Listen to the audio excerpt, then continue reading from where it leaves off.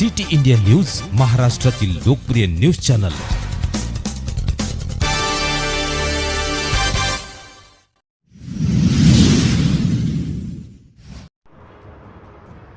विजय पवार यांनी दिले बावनकुळे यांना निवेदन।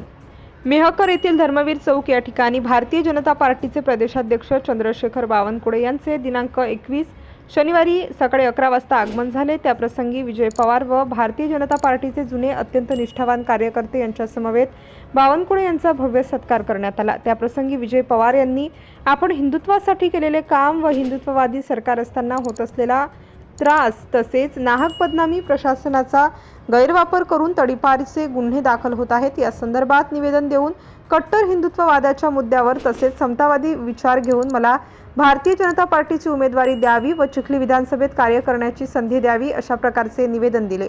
विशेष म्हणजे अतिशय उत्साहाने बावनकुळे यांनी त्यांचे निवेदन स्वीकारले तसेच धर्मकार्याबद्दल कौतुकही केले। या प्रसंगी उपस्थितांमध्ये विजय पवार, किरण महाराज शिंदे, संजय लोहिया, मनोज लोलुरे, अविनाश नवाडे, महाराज समाधान बोडखे, डॉक्टर अवस्थी, योगेश बाजड, गजानन गायकवाड, विजय ठाकूर, देवानंद खेंते, मनोहर गाडे पाटील, कैलास देशमुख हे उपस्थित होते।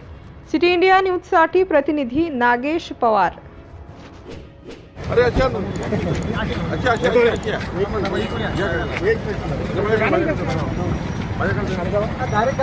हाँ एक मिनट गर्दी कर दो, एक मिनट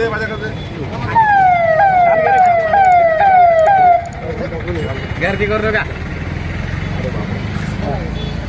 आशीर्वाद होईना समोर होईना असं होईना असा पता है। एक मिनिट हा फोटो काढ दे, एक मिनिट